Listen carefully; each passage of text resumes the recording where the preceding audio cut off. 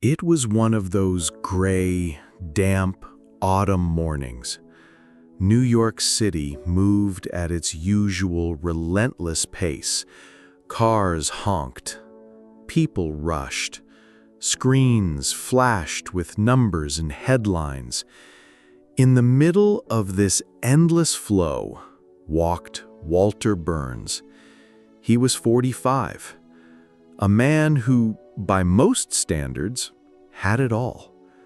Multiple companies, million-dollar deals, a high-rise apartment with towering windows overlooking Central Park. Everything except peace. Every morning started the same.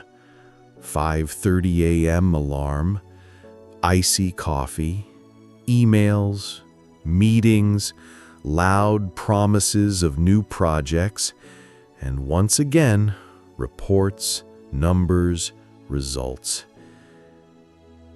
Sometimes Walter would look into the mirror at his slightly tired face and ask himself, why is it that after achieving everything I once dreamed of, I feel so empty? That morning, instead of taking his usual car service, Walter decided to walk. Just to stretch his legs, to escape, even for a little while, from the glass walls of his office. As he wandered, something caught his eye. A small side street he didn't remember seeing before. Tucked between new coffee shops and sleek boutiques was a tiny shoe repair shop. A faded old sign above the door, Sebastian's Shoe Repair. In the dusty window sat a simple wooden plaque. Handwritten words, "Happiness is not for sale." Walter stopped. Something about those words struck a chord. Inside, an older man sat at a worn workbench. White hair, neatly trimmed beard, kind eyes. He worked slowly, with quiet focus, polishing well-worn leather boots, carefully shaping new soles. And as he worked, his lips moved gently, as if humming a tune to himself. Walter stood at the window for a moment, and then thought to himself, maybe I should go in. The little bell above the door gave a soft chime as Walter stepped inside. Warm air wrapped around him, carrying the scent of leather and old wood. For a moment, the noise of the city seemed far away, replaced by quiet. The man behind the counter looked up, his kind eyes meeting Walter's. "Good morning," the man said. "I'm Sebastian. How can I help you?" Walter hesitated. I was just passing by," he admitted. "I saw the sign in the window." Sebastian smiled, wiping his hands on a cloth. "Ah, the old plaque. Many people notice it." Walter glanced at the rows of shoes neatly arranged on the shelves. Worn boots, polished dress shoes, old sandals, each one looking like it had a story of its own. "Do you really believe that?" Walter asked. "That happiness is not for sale?" Sebastian chuckled softly. "I do." He gestured towards a wooden chair near the workbench. "Would you like to sit?" Without quite knowing why, Walter did. He sank into the chair, feeling the solid weight of the old wood beneath him. Something about the place, the quiet, the warmth, made him want to stay. Sebastian returned to his workbench, slowly stitching the leather of an old boot. His movements were steady, patient. For a moment, neither man spoke. Then Sebastian asked, without looking up, "You seem tired." Walter gave a soft laugh. "That obvious, huh?" Sebastian nodded.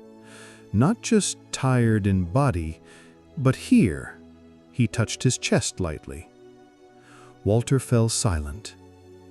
He wasn't sure why, but something in Sebastian's voice made him feel safe, as if he could say what had been on his mind for months. "I've built everything I ever thought I wanted.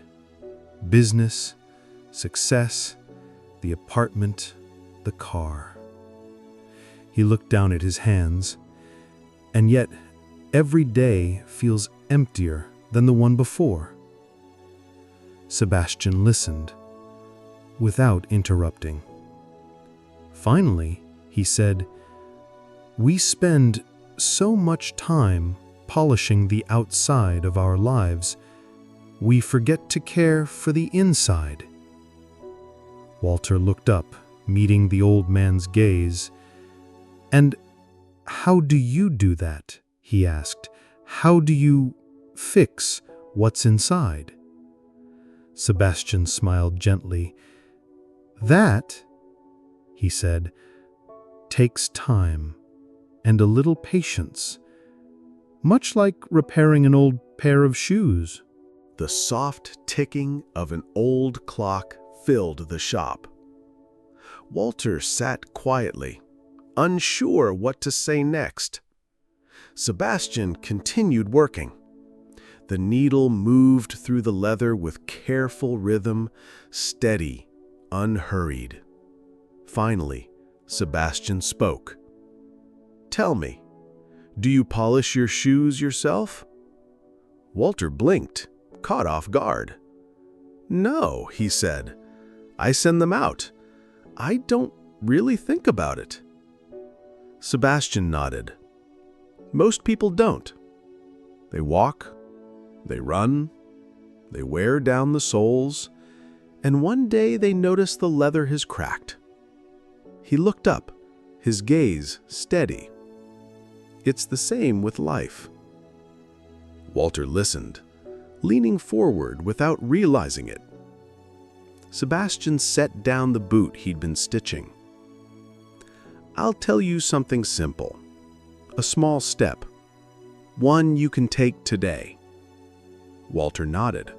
"I'm listening." Sebastian smiled gently. "Each morning, before the noise of the world begins, take 5 minutes. Sit quietly. Breathe. Ask yourself only one thing. What would make today meaningful?" Walter frowned slightly. "That simple?" Sebastian chuckled softly. "The small things are often the hardest to do, but they are the threads that stitch the soul back together." Walter was silent for a moment. He thought of his mornings, the blaring alarm, the rushed coffee, the endless emails. 5 minutes of quiet seemed almost impossible. And yet, a small voice inside him whispered, "Maybe it's exactly what I need." Sebastian saw the thought pass across Walter's face. He said softly, "Come back in a few days. Tell me what you notice." Walter stood, feeling oddly lighter than when he'd arrived. He extended his hand. "Thank you," he said simply. Sebastian shook his hand, smiling.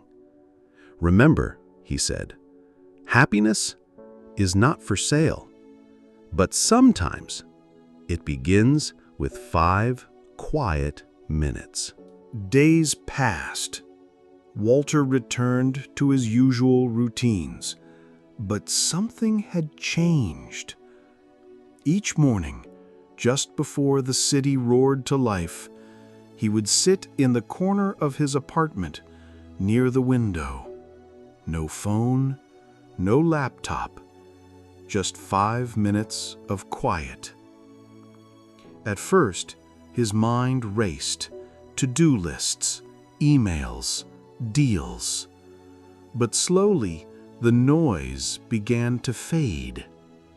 One morning, as the sky turned soft gray, he noticed the warmth of sunlight on the glass. Another day, he heard birdsong, faint but clear. And on the fourth morning, a thought rose within him. What would make today meaningful? The answer surprised him. Call my sister. We haven't spoken in months. He did. They laughed, shared stories, and reconnected.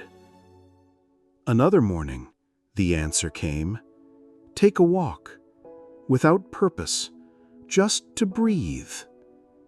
And so he walked through Central Park, noticing the play of light in the leaves, the rhythm of footsteps, the laughter of children.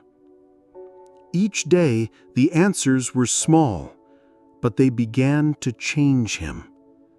He smiled more. He listened more. Even in meetings, he found himself more present, less trapped in the endless chase for more. And after a week, Walter found himself once again in front of Sebastian's tiny shop. He opened the door. The familiar soft chime greeted him.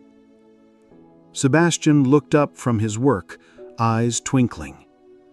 "Ah, you're back," he said. "And what have you noticed?" Walter smiled. "I think," he said slowly, "I've been walking through my life asleep, and now I'm beginning to awaken." Sebastian's smile deepened. "Good," he said softly. "Small steps become great journeys." Sebastian poured tea into 2 small cups. The shop was quiet. Only the gentle tick of the old clock filled the space. Walter sat across from him, hands resting on his knees. "I don't know why this place feels so different," Walter said softly. Sebastian smiled. "Perhaps because here you allow yourself to be present." He passed a cup of tea to Walter, who accepted it with both hands. "I've been thinking," Walter continued. "For so long I chased things. More clients, more money, a bigger apartment." He shook his head. "But now, after just a few mornings of quiet, I see how empty it all felt." Sebastian sipped his tea. "There is nothing wrong with success," he said, "but when we tie our happiness to what can be bought, we are always hungry." Walter looked up. "And if happiness can't be bought, where is it found?" Sebastian smiled gently.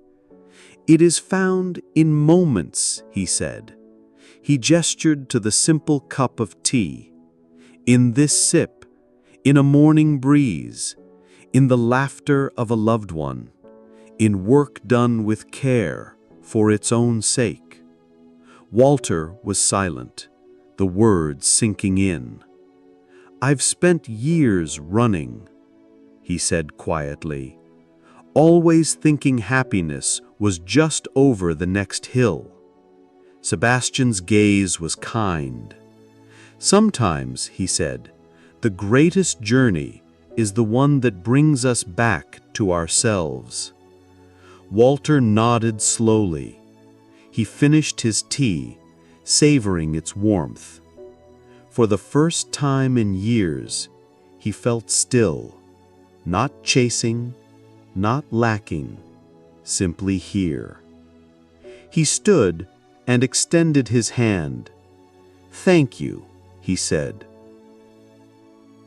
"Truly." Sebastian rose, shaking his hand firmly. "Remember," he said softly, "happiness is not for sale. But if you walk with open eyes, you will find it everywhere." Walter stepped outside. The city moved around him, fast, noisy, alive. But within him, a quiet space remained, a place he would return to each day. And with each step forward, he smiled.